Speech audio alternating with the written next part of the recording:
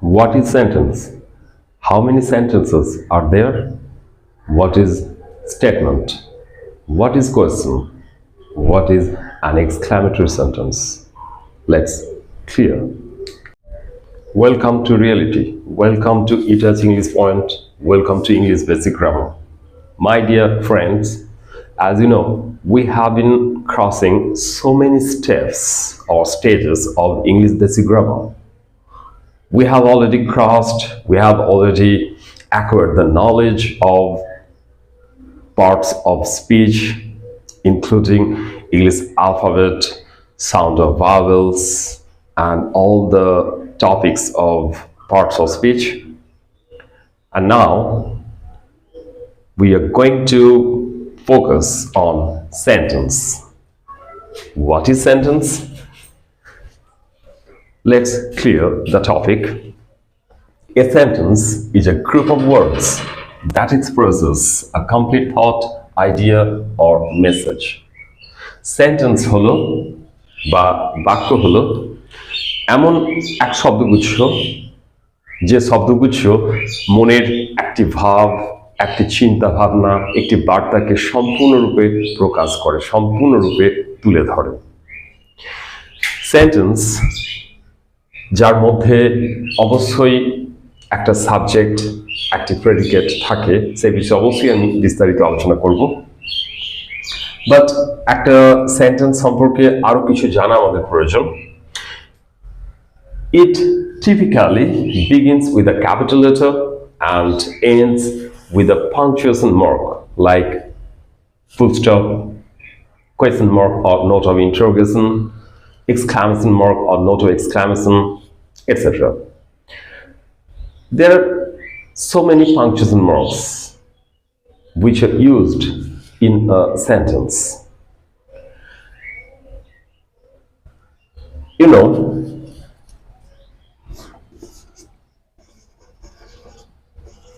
Ram is a good boy. এই যে সেন্টেন্সটি আমি লিখলাম, ভালো করে দেখো তো। Ram is a good boy, Ram হয় একটি ভালো ছেলে। আমার উদ্দেশ্য কি? রাম নামক ছেলেটির গুণকীর্তন করা। এখন আমি যদি শুধু বলি Ram is a, Ram is a, Ram হয় একটি, তাহলে কি আমার মনের ভাব বা আমার গুণকীর্তন ঠিক মতো করা হলো না। আবার রাম ইজ আ বয় এটা বললে কিছুটা হলেও আংশিকভাবে আমি আমার বক্তব্য তুলে ধরতে পারলাম, কিন্তু আমার উদ্দেশ্য ছিল রামের গুণকীর্তন করা, অর্থাৎ সে যে ভালো ছেলে এটা বলা, কিন্তু গুডটা না দিলে সেটাও বলতে পারলাম না। সো আমাকে বয় নাউনটির আগে গুড অ্যাডজেক্টিভকেও ইউজ করতে হবে, তবে আমার মনের ভাবটা সম্পূর্ণরূপে প্রকাশিত হবে। তাহলে Ram is a good boy, this is a complete sentence that expresses a complete idea of thoughts or message. Definition সেরকমটাই বলা হয়েছে।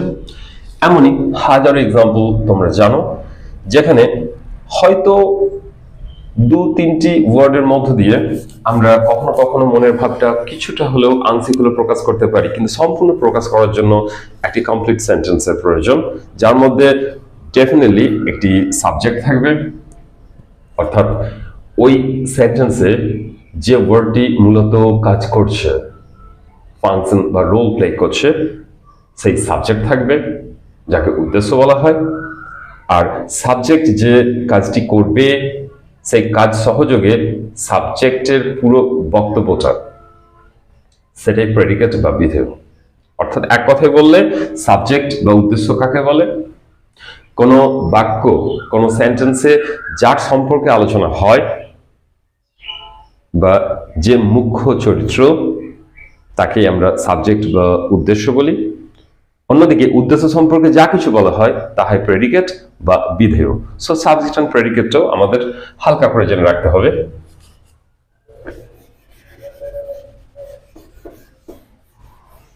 এখন আমরা দেখেছি কখনো কখনো একটি মাত্র ওয়ার্ড, যা কিনা ভার্ব, সেই ভার্ব দিয়েও একটি মনের ভাবকে সম্পূর্ণ প্রকাশ করতে পারি।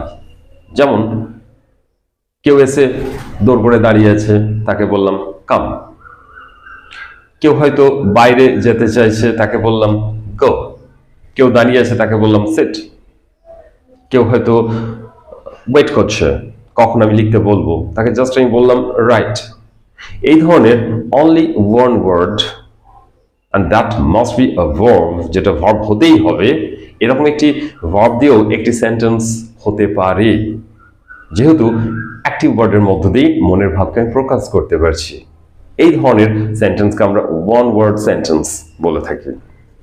সো ফ্রেন্ডস, আমরা সেন্টেন্স সম্পর্কে একটা এক্সপ্লানেশন বা ক্লারিফিকেশন দিলাম।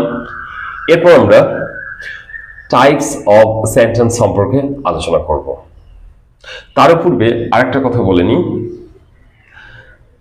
যে কোনো প্রকারের সেন্টেন্স হোক না কেন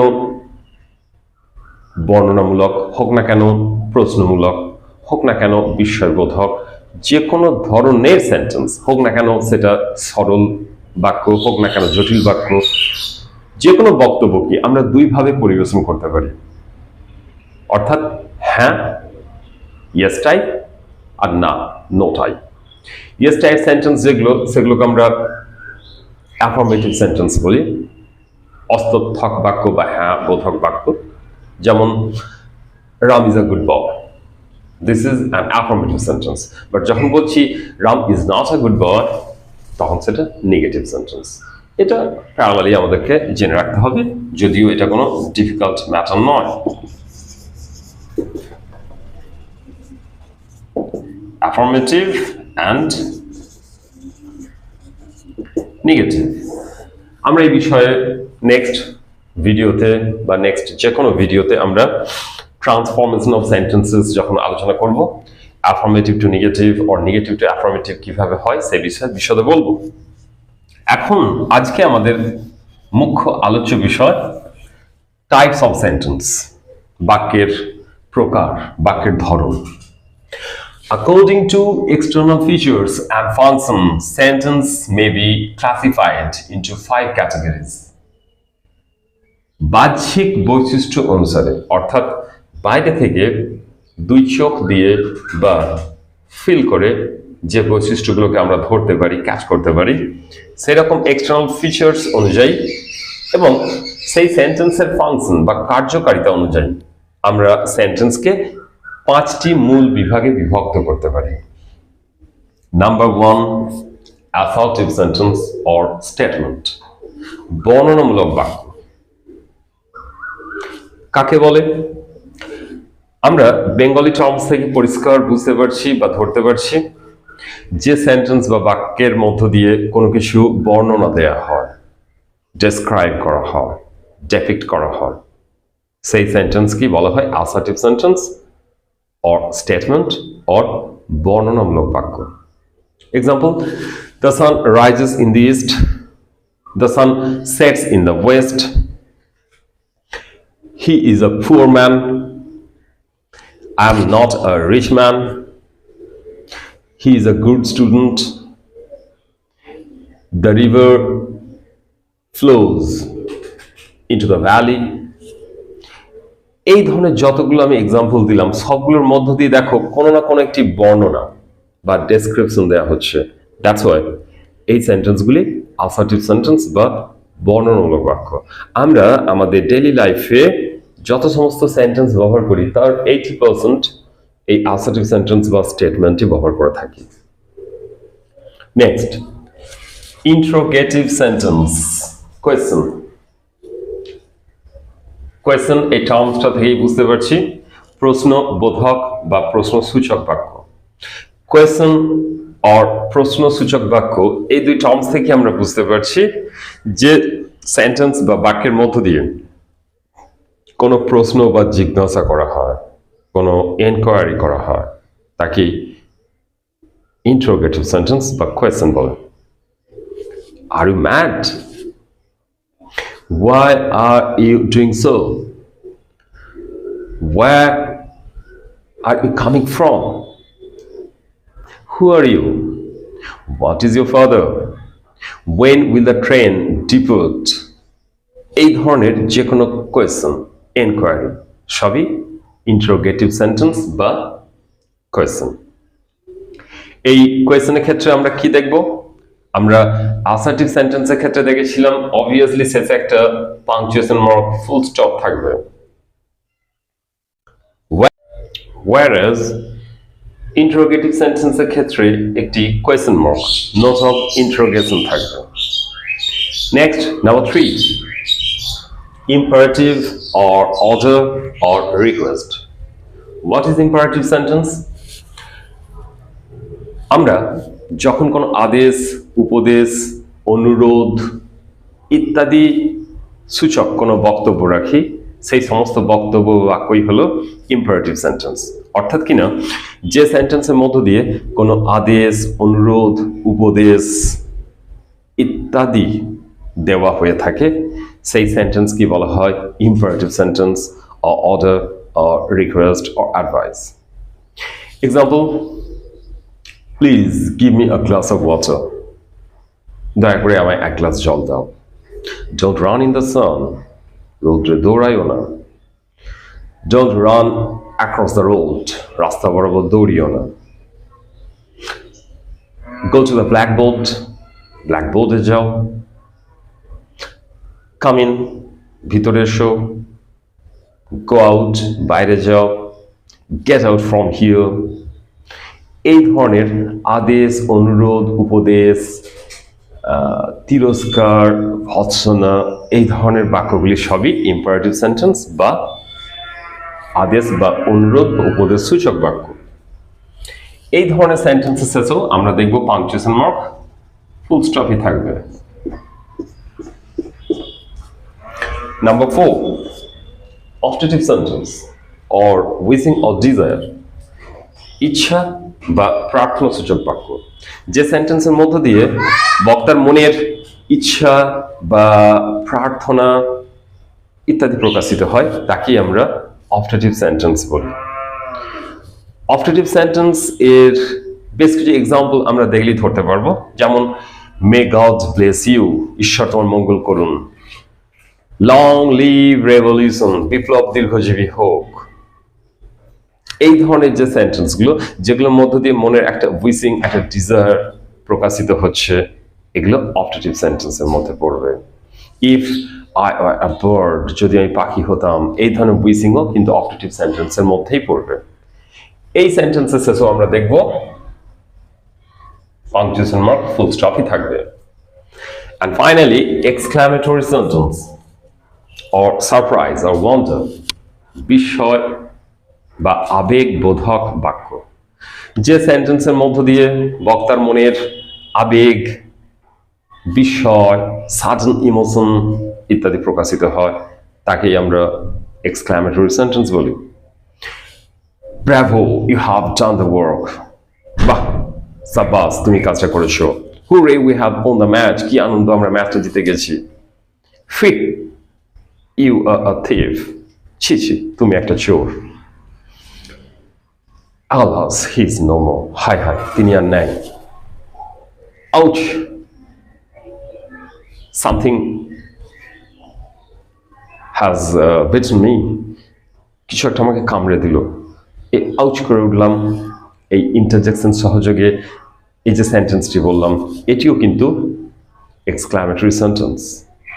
এখন the point to be noted, এই এক্সক্লামেটরি সেন্টেন্সের সঙ্গে অবভিয়াসলি একটা ইন্টারজেকশন যুক্ত থাকে। সাপোজ আমি বলছি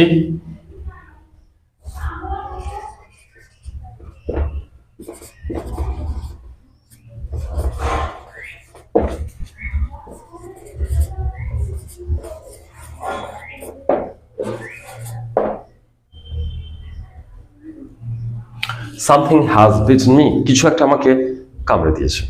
ouch. Oh what a beautiful flower this is, ও কি সুন্দর একটি ফুল। এখানেও দেখো ও এই ইন্টারজেকশনটা অ্যাডেড আছে। সো এক্সক্লামেটরি সেন্টেন্সের সঙ্গে একটা ইন্টারজেকশন ইউজুয়ালি অ্যাডেড থাকে। এবং আমরা এখানে অনেকে মিস্টেক করি, আমরা যে ক্ষেত্রে ইন্টারজেকশন আছে তারপরে নোট অফ এক্সক্লামেশন না দিয়ে সেন্টেন্সের শেষে এক্সক্লামেশন মার্ক দিই, এটা ঠিক নয়। অন্যদিকে যদি কখনো ইন্টারজেকশন না থাকে তখন অবভিয়াসলি সেন্টেন্সের শেষে একটা নোট অফ এক্সক্লামেশন বা এক্সক্লামেশন মার্ক বসাতে হবে। এই ক্লাসে আলোচিত বিষয়গুলির মধ্যে কয়েকটি বিষয়, বিশেষ করে ইন্টারোগেটিভ সেন্টেন্স বা কোয়েশ্চেন, এই নিয়ে বিশদে আমি নেক্সট কোনো ক্লাসে, নেক্সট কোনো ভিডিওতে ডিসকাস করব। তোমরা জানো যে ইন্টারোগেটিভ সেন্টেন্স বা কোয়েশ্চেন মেনলি টু টাইপসের হয়, yes or no type question and double question. তো সেখানে yes or no type question pattern, double question pattern, double question formation সমস্ত ডিটেলস আলোচিত হবে। সো ফ্রেন্ডস, আজকের এই ক্লাস এই পর্যন্তই। তোমরা নিয়মিতভাবে আমার চ্যানেলটিকে ফলো করো।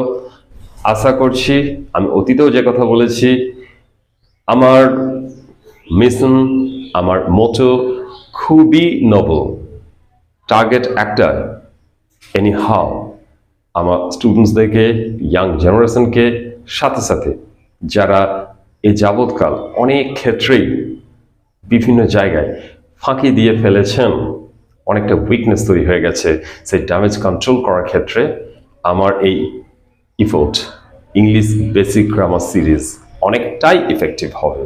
So please follow this channel regularly and don't forget to like, share and subscribe this channel. Thank you. Stay tuned. Stay blessed.